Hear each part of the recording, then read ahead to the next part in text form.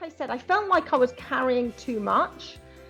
And, societal voice is very loud, telling us to work harder and earn more and all of those things. But I was really wanted to kind of listen to my heart and really follow my truth, which is actually teaching this specialist work. And I wanted to let go, like I said, of the more mainstream massage side of things.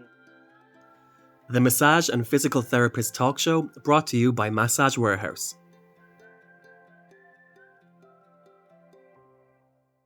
We're back, and it is episode 10 of the Massage and Physical Therapist Talk Show. Feels like I've not been here for a while. I've been on my jollies, so I've got a couple of episodes to catch up on myself, actually. But I am here today with a star-studded guest. I'm here with Emma Gilmore, international tutor and therapist. Hello, Emma. Hello. How's it going? Yeah, good. Nice to be here. Yeah, it's always nice. I love these days when I get to sit with a cup of tea and chat to other like-minded therapists and learn so much more than what I feel I know, which is always brilliant.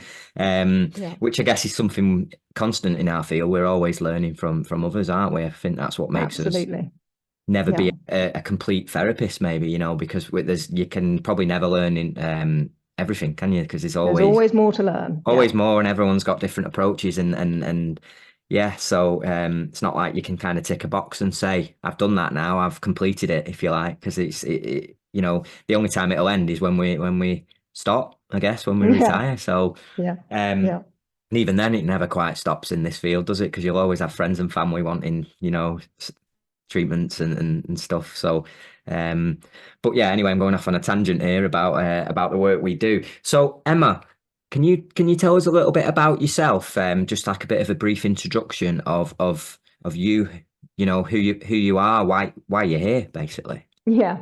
So I've been a bodywork therapist for 30 years, and I've been teaching for the last 15 years.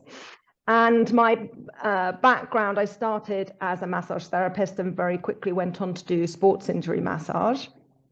And what always interested me actually was there was this small percentage of clients that just didn't get better. And what I began to realize is there was some emotional component to their injury. And that's the bit that really interested me. And then I discovered myofascial release and myofascial release techniques. And I studied in the UK and I studied in America. And I learned as much as I could about the fascia and I really began to understand how our emotions were held in our physical body. So I studied fascial work, I started teaching fascial work, and I began to understand on a deeper and deeper level how our emotions really were stored in our physical body, fluid body, I would say, and how we could begin to really support clients with their physical and emotional health, as well as working with their energetic body. But after I'd studied a lot of fascial work, and what I had witnessed when I was studying actually was that the emotions were coming through the body, and the emotions, if you like, were being released, but there wasn't a lot of safety around how this was being taught. And I began to read a lot of the trauma books, so Peter Levine and Bessel van der Kolk and many, many others, and began to understand that a lot more safety was needed around bodywork, really, in order to safely facilitate the processing of the emotions that are held in the body. And from my point of view and my experience, our whole lived experience is stored in the physiology of our body right from our embryological beginnings. And if you like, my personal belief, not everyone will go there, but even ancestral stories are held within our system. So I was left, having studied all this fascial work, I was still left with questions. So like I said, I'd done a lot of reading, and I actually went to lectures with again, all those leaders in the trauma world. And then I actually went on to study biodynamic craniosacral therapy. And then I kind of pieced everything together myself through a lot of clinical work and through my teaching. And so I ended up teaching very much fascial release for emotional holding patterns. That's the kind of fascial work that I do. Yes, it's we're still working very much with the fascial system, very much with the fluid system, but also the energetic system. Yeah, and so I suppose I married together all of my experience and all of my studies and developed something that I don't think's really being taught in the UK anyway. How I mean, everyone's acknowledging that the fascia holds, or the body holds the story, or the fascia or the fluids. In a way, it doesn't matter, but it's held in the body. But I haven't found anyone who's really doing it, what I would say, really safely. And certainly a lot of students have come to me from other places saying, oh, I've been taught this, but it doesn't feel safe, or I heard people crying out in class. And so I developed something very specific, which, yeah. I was just going to say, with that bit, just wanted to jump in there. So how do you mean by not safe? As in someone like felt it hurt them, or do you mean safe from an emotional? People being treated. So if you're studying in class, you're treating other therapists. People were being re-traumatized. So right. the story of this episode of their life, this chapter, I always call it, this chapter was being processed too fast, really, and without safety, and without the client feeling resourced. So that's a big part of what I teach, is resourcing as a therapist, but resourcing our clients. So when we're accessing, if you like, the complex backstory, or we're accessing, or we're not reacting, we're facilitating change, and the story is arising from the body, we do it, what I would say, with safety. So not only is there a lot of presence with the therapist, that we've resourced the client, but also we do it a little bit at a time. We titrate the experience. So we're allowing the story to come through at a safe pace. Rather than get all at once and then just sending them on the merry way and being like, right, you've got all this to deal with now. See you later. You're done. Yeah. Bye-bye. And also in the clinical space or in the teaching space, if it happens too fast, you literally can hear people re-experiencing their trauma. They may be sobbing, screaming, and it doesn't feel safe for anyone in the room, but most especially for the client being treated. So that was what I did, really, set up a lot of safety. I'm really interested in this because obviously I don't do this. This isn't my field. I'm a reflexologist. I'm a massage therapist. I'm a Reiki practitioner as well. So I'm more of a, I guess you'd maybe say a less clinical approach, in the sense of I get people to my space, which is a canal boat, and they come to relax, they come to switch off. Doesn't matter what they've come to see me for. But in a similar sort of fashion,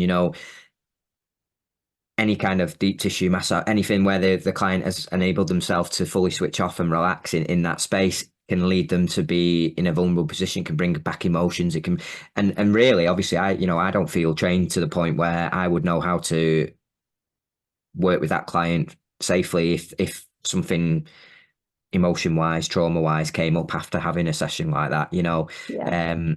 But what everything you're saying there is that you're doing it in a specific way to help slowly work with the client to work on this trauma, possibly. Do people come to you if they don't have trauma? Of course, we don't. We never know what's going to come up in a session. So in a sense, what we do, again, before we even come into treatment, is hold a really safe space. And also what I do with any client, or when I'm teaching, is really acknowledge that the whole lived experience of this person is held within their body physiology. So I don't make a judgment on it. I don't assume this, I don't assume that, but I hold a really safe space that anything from their past can come up during a session.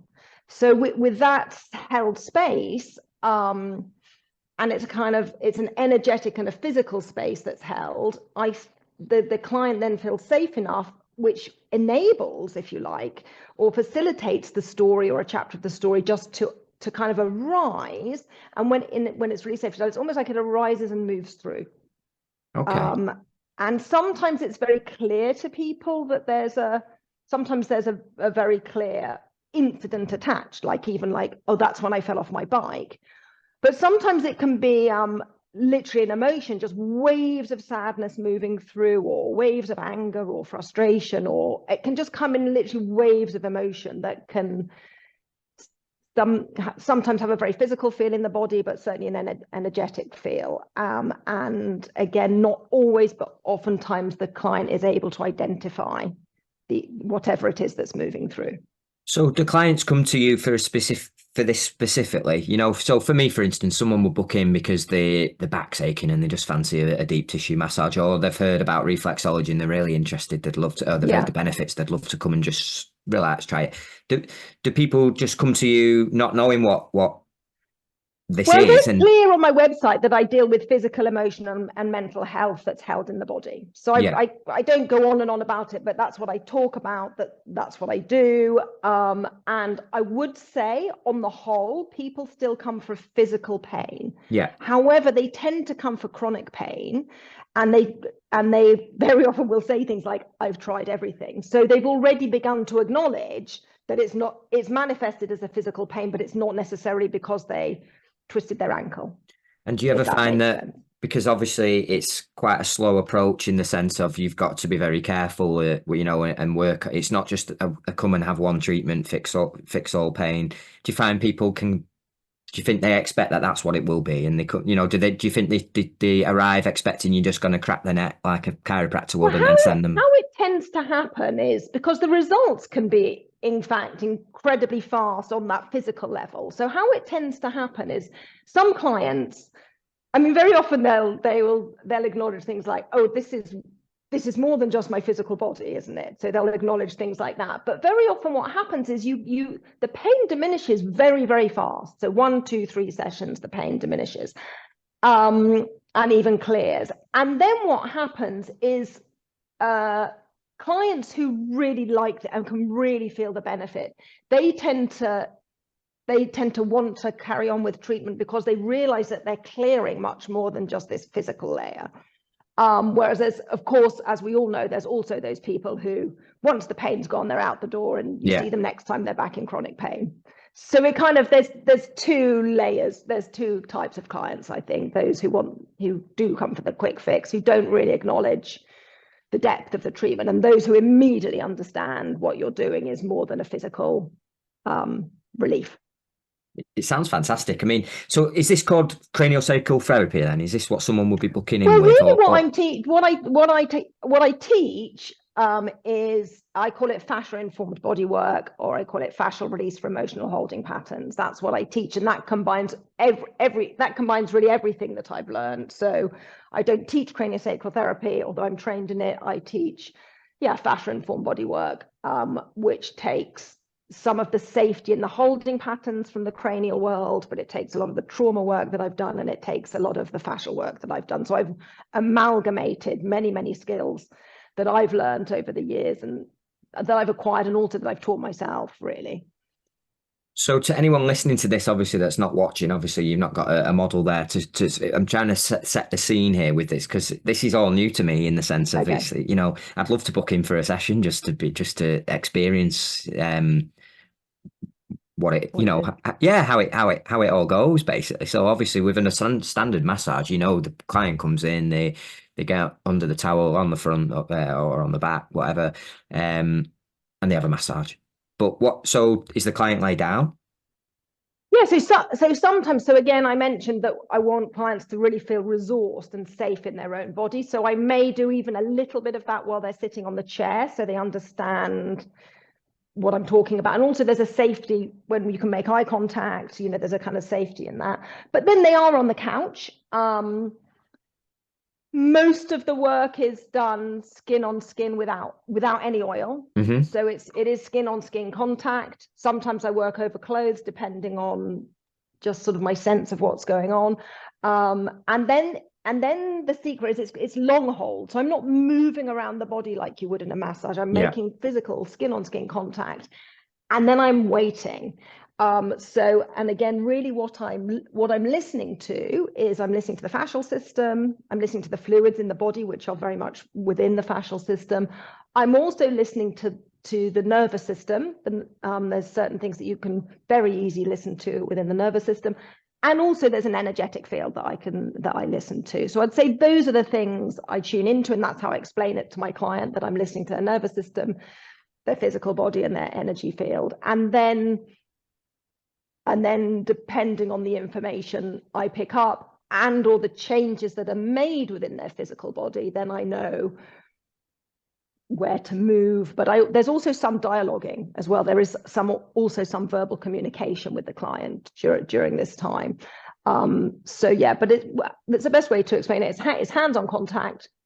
But there's generally a long wait time. You hang out. I say you hang out at the area that you've chosen to, and you're waiting for change. So we're not manipulating how you would the tissues with the massage. We're waiting for the body to change. Whilst so applying pressure, system, is that? Whilst applying pressure? Yeah, but it's very light pressure. Okay, right. Yeah, very light pressure. So I kind of talk about, quite often my hands are under the body, so then I've got the weight of their body. But if your hands are in contact, I teach it. I say it's really it's almost like the weight of your hand. If your hand is really soft and relaxed and contouring the body, it's the weight of your hand is the connection.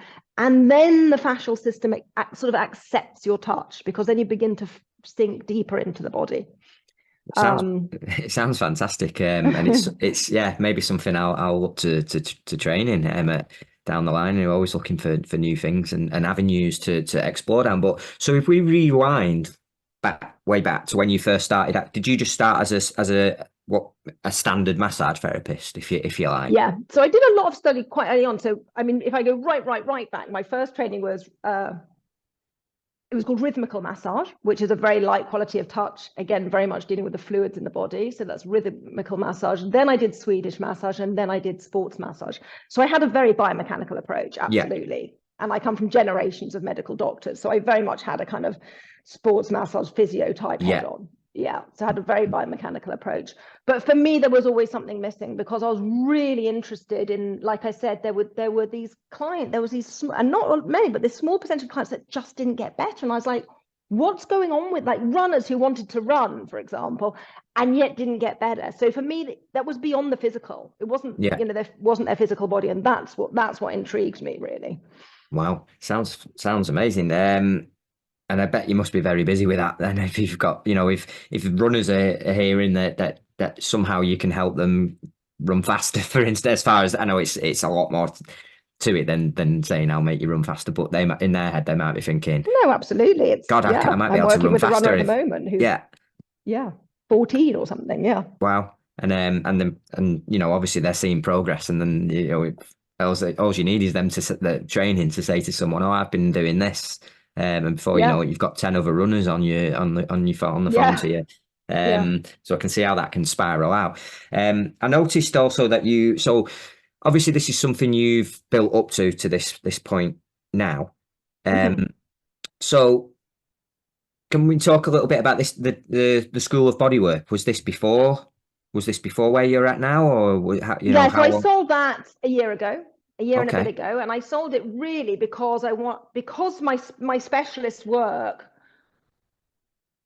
I wanted to concentrate on my specialist work really, and I'm developing more. I want to do more writing, and I don't want to develop more training. So it felt to me like I had set up a kind of mainstream massage school, and then all my specialist work was attached to it.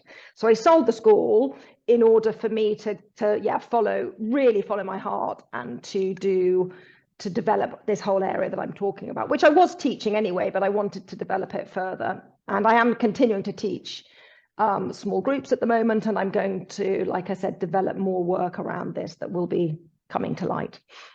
Well, I know there'll be a lot of massage therapists that are setting up their own businesses at the minute, and starting out, and they've got dreams, they've got goals and we've done some episodes on talking about these setting aspirations, setting these goals, setting intentions, and just hearing you then say you sold your massage business seems to be like a dream for some people, that they could get to a point where they've got a business reputable enough that they can then just sell it, that someone actually wants to buy it.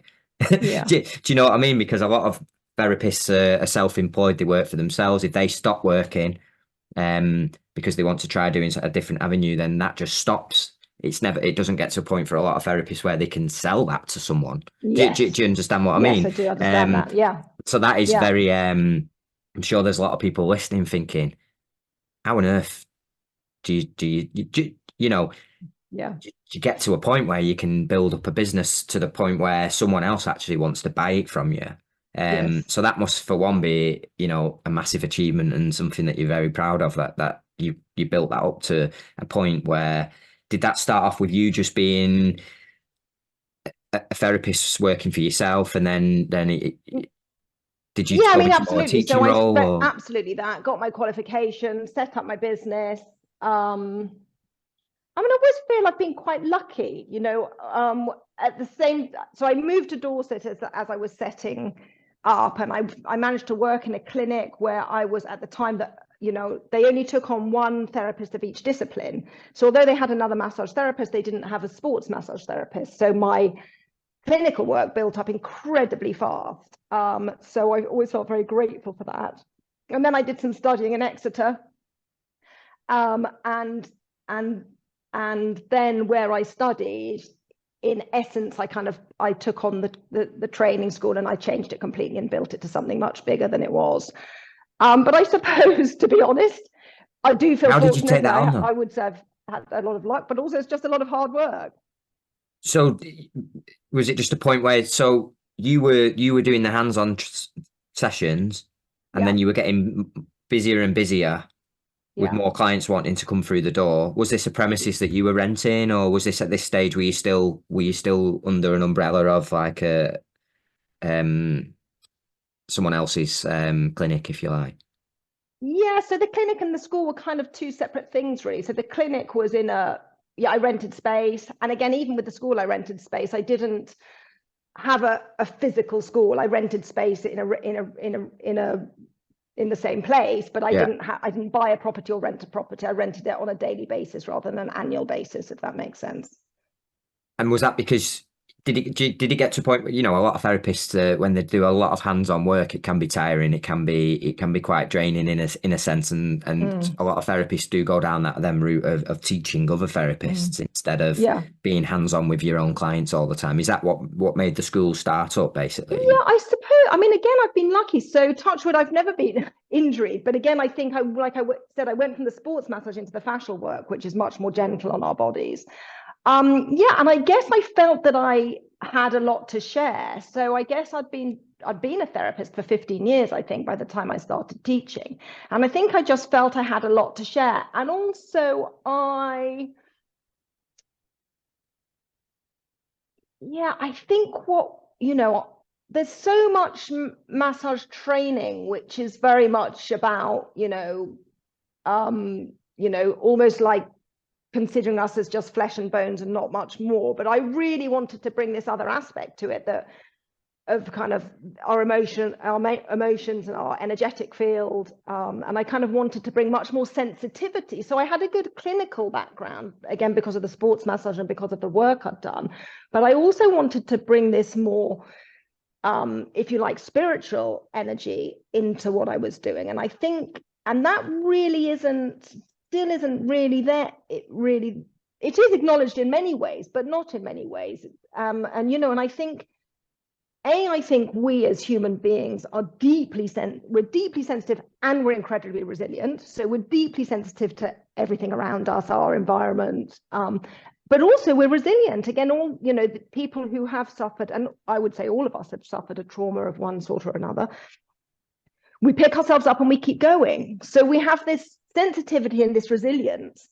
And this sensitivity that we have, and the resilience, I think, isn't really acknowledged in a lot of massage training. It's like, here we go, let's, rub the body, deal with the injuries. And that's the bit that I thought I could, really bring it, really. So teaching with a difference really is what interested me. The Massage and Physical Therapist talk show is brought to you by Massage Warehouse. Run by therapists for therapists, we're committed to solving common issues you might encounter in your massage therapy practice. Here at Massage Warehouse, we understand how important your massage table is to you, and how much you try to keep your table protected. Oh! However, accidents can happen. The last thing any therapist wants to see is an unsightly tear, rip, or mark on their table. Not only do these marks look bad, there is a chance that they will grow and cause even more damage to your table.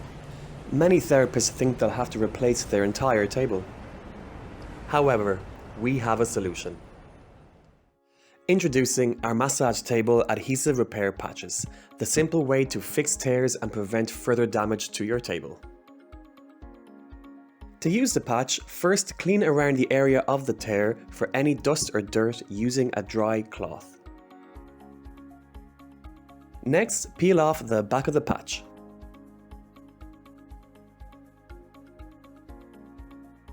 After this, carefully apply the patch over the tear.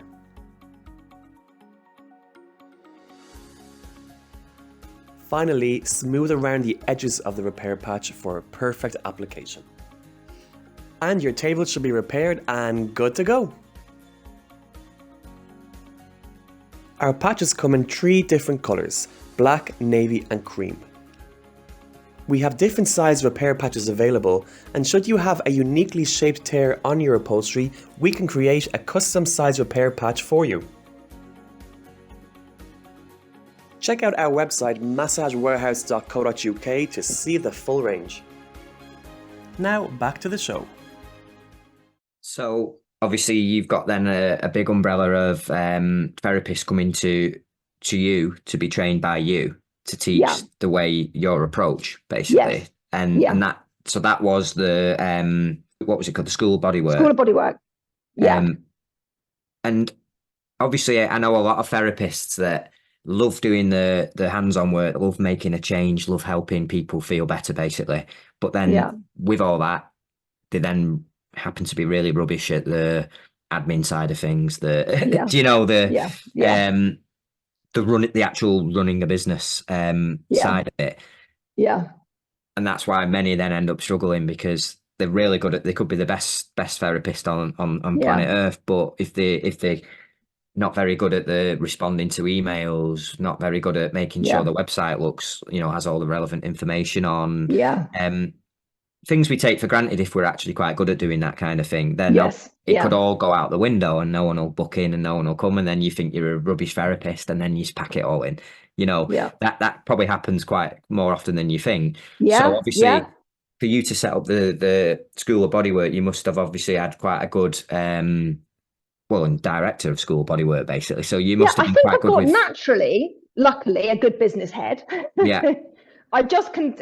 Business sort of makes sense to me. So I'd say I got a good business head. I would say that, like I said, it was a lot of hard work. But I also did, from a very early point, I did hire someone as an administrator. Yeah. Because actually there's quite a lot of therapists who have been administrators. So I normally use someone who had studied with me, so understood the way I taught and my essence. So I got hired an administrator pretty early on, basically. And that takes that pressure off a little bit, doesn't it? Because obviously there's that fine line, isn't there, of getting bombarded by the admin side of things and not actually then feeling like you've got the energy to put into the actual training and the work which is the whole reason why you set it up in the first place. Yeah. So at what stage did it get to where you just thought, right, I'm going to sell this now. I'm done with this. See, I mean, did someone approach you and basically make you an offer you couldn't refuse, or it was somebody that I worked with. Right. And like I said, I felt like I was carrying too much. And societal voice is very loud, telling us to work harder and earn more and all of those things. But I was really wanted to kind of listen to my heart and really follow my truth, which is actually teaching this specialist work. And I wanted to let go, like I said, of the more mainstream massage side of things. So I held on to the intellectual property of all my advanced teachings. So it's like I've taken them away and left the school as a mainstream massage school, so I can take all my work and develop it to be taught at another date. But it's because I just thought I was carrying too much. So the School of Bodywork is still a thing. Still exists, yeah. And if anyone wanting to, get into being a massage therapist, they'd go to the School of Bodywork and they'd do their training. A bit like if you were doing your Swedish level 3 or whatever. Exactly. Yeah. But if you want more specialist training in fascia or emotions held in the body, then that's what I do. So they could go there first. They could get their level 3, get started, and then they could then move on to. Exactly. Is that required? Is that is that required first then with what you train in? Is it you don't have to be a massage therapist, but you have to be a therapist of some description. like a level 3 therapist of some Yeah. form of Yeah. But I've also trained talk therapists, and also actually quite a lot of osteopaths, chiropractors, physios, those sorts. So a therapist of some description, a hands-on therapist, or like I said, a talk therapist who wants to introduce some hands-on stuff. Yeah. Brilliant. And then you can study. So do you have any advice for anyone now? There's a few massage sort of school directors, if you like, that we've had on here, that have set up their own massage business. Do you have any advice for them at all of if they're feeling like it's getting to that point where, they want to sell the business, if they did have some approach, have you got any advice? I mean, I can presume there's a lot of legalities that come into something like this as well, because it's not just a case of someone ringing you up and saying, "Hiya, can I give you X amount for your business, please?" And then you go, "Yeah, no worries." Right, so I'd say, deal. Definitely get a legal contract in place. I would say get your business properly valued. And is the place, how do you even do that? Like, I often think, how on earth does this, I know I'm asking all these questions, but I find it fascinating how, obviously I know this is just how the world is, isn't it? Someone sets up a business, they sell it to another company, the other company, if they've got a lot more money, then make it do what they want to do with it, blah, blah, blah. But how on earth do you set something up, and then how do they value it? Most accountancy firms would have somebody who can do that side of things for you.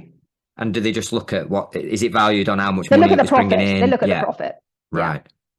And do they look at potential like future profit, how it's been, if it's growing every year? Do they think, well, in 10 years' time, it could be at this stage, so that means it could be what it, I think you'll probably need a much bigger business to be looking at really, forecasts for. I mean, you could do a forecast for 3, 5, 10 years time, but again, you'd have to love your admin.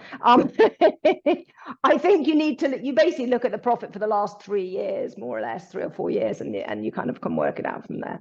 Right, I think it's fascinating. I feel like I want something to sell. I want to sell. Your houseboat. Yeah, maybe. Yeah, it'd be quite a I feel like maybe there'll be a few people interested in that one day. I keep saying I'm going to keep it till I retire so I can actually enjoy it as a boat rather than a workplace. But that's the dream anyway. Right, well, I think that's really fascinating. Is there any regrets? Do you ever look back at the School of Bodywork and think, oh, I built that up and now it's, I've let it go? Do you ever think, like, is there ever a... I definitely could have done things. It will have been your baby. Well, yeah, it was like letting go of my baby. I could definitely have done things differently. I would say I was burnt out, and I wasn't making good decisions, I would say, and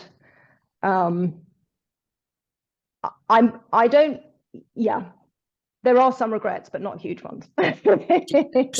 So with that, you probably feel you let it go into safe hands at the right point where, if you felt like there were things you weren't doing, or did you not know that at the time and it's only now you... No, I mean, the thing is, it was a really successful business. So of course, there was more, if you like, more money to be, there was scope to do so much more, but I just didn't want to do it. Again, like societal voices telling you bigger and better, earn more, and I just simply didn't want to do it. I had got to a point where I just didn't, like I said, I wanted to follow my heart. I wanted to take the work that I love and I think so such amazing work, such powerful work. And I wanted to take that and spend more time with that. And I didn't feel I could do that attached to a bigger entity, if that makes sense. So I had to follow my heart, because not following my heart was making me unhappy, basically. Yeah. So I didn't make, any, most normal people or, would think, God, that's a strange decision to make. But like I said, I just didn't want to do it anymore. I had to follow my heart, because otherwise I think I would have got ill. And I definitely, I earn enough just from my clinical work to live off. Do you see what I mean? That's enough money to live off. So it's, there's a lot of greed in the world, which is not attractive. And so I was just like, I just didn't need that bit anymore in my life. It wasn't serving me any longer. It's like, it felt like you completed that section of your life and it was time Yeah. to pass the baton on basically to And someone I else that think was. I also think that, so letting go has given me the freedom, if you like, a sense of freedom to go deeper with the work that I love, and to be able to share, I'll develop things at a much deeper level, and I'll be able to share more that, like I said, I don't think's being done. So that's the exciting bit. And I don't think I could have done that being stuck together with the school. Do you ever find yourself like having a quick look on the socials of it and see, what No, they're I doing, don't. what they're up I to? just Do you purposely just cut yourself Yeah. off completely from it? That's I was going to say, because that's probably, you'd be thinking, oh, what they're doing there? I don't know if I'd have done it that way. You'd end up getting back into that role of being like the director role of thinking, what's going on here? I wish I did that. Why have they done that? Oh, I can't believe I didn't. No, because I think we have a very clear voice, and the way I communicated and the way I shared information was very personal to me. So of course it's going to be different. And for me, there's much more health, I think, in literally letting go. Yeah, 100%. Yeah. Well, so no, I don't. You're practicing exactly what you're preaching with this, the avenue that you're on now. So what is next? I was reading a bit of information about you, not stalking in any kind of way. It sounds a bit thing, but are you writing a book at the minute, or have you wrote a book? Again, I kind of pressed pause on everything, so I'm going to go. I definitely will be writing a book, so I'm going to go back. But again, I needed more space, and I've kind of, everything's kind of landing now in a better place, if you like. So I definitely will be writing a book. There's definitely a publisher hounding me, so I will be writing a book. So I'm giving myself a bit more space, but writing a book, yes, definitely, which will be about trauma held in the body and emotions held in the body. And I am continuing to teach, and like I said, developing this more specialist work. So. And what location are you based in for So I'm in the Southwest. I actually now teach from home, I've got a teaching space at home, which is very near Lyme Regis.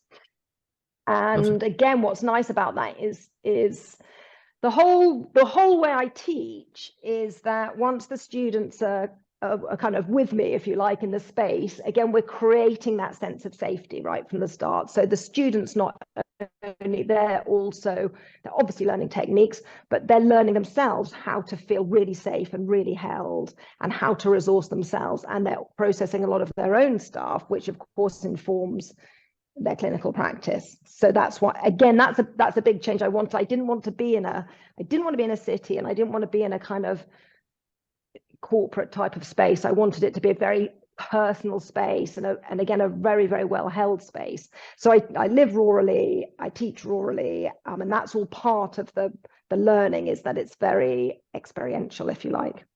So and if someone was coming to see you to start, they're listening to this now and they think that I'm so interested in all of this. I've been thinking about it for ages. After hearing this is definitely the route I want to go down. I want to come and do some training with Emma Gilmore. What's the standard, if it's new to them, if it's the first sort of step, if you like. So let's say they're a massage therapist already, a reflexologist, a chiropractor, whatever it might be that they're currently, and they're wanting to go down this route, add this string to their bow.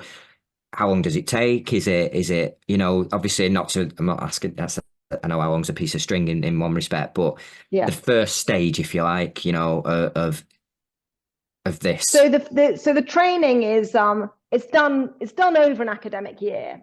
So at the moment it's 4, 8, 12, 16. It's 18 days over an academic year. So again, mostly people come and study in chunks of 4 days, and again, that's done very purposefully, again, because you come and it's a really immersive experience for those 4 days. You're really held in this safe space, and then you emerge and you go back to your real life. So it's, and do they come and stay nearby as well? Do they like come and get an Airbnb in your local area so that they can be really in it for 4 full days? Is it like a full day each day? Yeah. So that's so that's the main kind of that's the main course that and then I may or may not do some smaller, more very specific courses that I've taught in the past about, again, much more chronic pain, tinnitus and migraine and those sorts of courses, and they're all much, and I do a women's health scar tissue course. They're about 3 or 4 days each, and they'd be like add-ons, if you like, once you've done the first sort of academic year, if you like. So they're looking at 4 days at a time, with plenty of time in between for self-work, I guess. Exactly. Exactly. So you do 4 days, and then you have about 2 months to integrate, and then you come back for another 4 days. Brilliant. So it's quite manageable for people then. It's not like they've got to cram it all in, because you see some courses and things that people book on, and it's all crammed into like 3 days, and it's like, it's absolutely bonkers. And again, I really don't want to work like that. I don't think it's helpful either. It's really, if you look at how people retain information and work out actually the pace to teach it, and like I said, it's also, they actually experience it. So they're experiencing the techniques, and they're experiencing how the emotions move through. So again, you have to do that all quite slowly in order for people to really get it, really understand it. So yeah, it's very well paced, basically. And I think people will appreciate that, because they know you're not just looking, some places it's obvious they're just looking for a quick book, basically. It's much quicker. You get everyone in, get them all done and dusted and out the door in 5 days, and that's it. It's an intense week, or whatever they bill it as being. And then you've been information overload. You've got that much stuff flying around your head that you forget half of it, because it's been, it's too fast paced and too much info in 1 week's worth of learning. So I think, you've already said how, your approach, you do this because you love it, and the reason you sold the, your School of Bodywork was so that you had time to actually work with this and follow your passion and dream of this, So that's brilliant. I will ask you, Emma, where can people find you then? What's your, I know you put your social tag. I'm on so on Instagram as Trauma Informed Bodywork. And that's with underscores after each word. Trauma underscore informed underscore bodywork. And that's the only social that I'm on. And then I've got a new website, which is emmagilmore.co.uk, which is about to be launched. That's brilliant. That's much easier for people to, if they know your name, they can just Google you, can't they? Exactly. Just find the name Emma Gilmore. Yeah. So people want to get in touch, emmagilmore.co.uk, when that's launched very soon. Trauma underscore informed underscore bodywork on the Instagram, and people can look out hopefully for a book in the near future as well. Which will be a very detailed write-up of pretty much everything we've just talked about and beyond, I suppose. And a lot more. Amazing. Well, Emma, I could talk to you for hours and hours, because I found it so fascinating. And I think it's been quite nice, the fact that I actually, I'm not a specialist in this field, so I can ask as some might, anyone listening to this that knows what you do might be thinking, why is he asking all these, dumb questions, but I wanted to really simplify it to a point where anyone listening that has no idea what all of that is that they can just be like, right, now I get you, now I understand. Absolutely. Yeah. And I'll be honest, I still need to do some more research to understand, because it's to fully understand. But I've got a good idea now, and it's something that I find very interesting. So maybe I'll see you at one of your academic year training courses some point soon. So thank you, Emma, for joining us today. That's been a really interesting chat. And everyone listening, I would say get Emma on her Instagram. And also follow and like the Massage and Physical Therapist talk show on YouTube, on Spotify, and you'll get a notification whenever the next episode's about to come out. So Emma, thank you again. It's been a joy to meet you, and I'll definitely be keeping tabs on you on Instagram now and seeing what's going on, what I'm up to. Yeah, that's it. I'll be waiting. Great. Well, no pressure, but I'm waiting for the book. No pressure, but I'm waiting for it. Great. Okay. And maybe we'll cross paths again. I'm sure we will indeed. Thank you very much, Emma. Great. Cheers Thank now. you. The Massage and Physical Therapist Talk Show. We discuss the talking points that matter to you, the therapist. A lot of work goes into creating the talk shows, and we'd be very grateful if you can choose Massage Warehouse when shopping for massage supplies so we can continue to create these amazing podcasts. Massage Warehouse is your one-stop shop for massage supplies and does great work supporting our wonderful community. Until next time,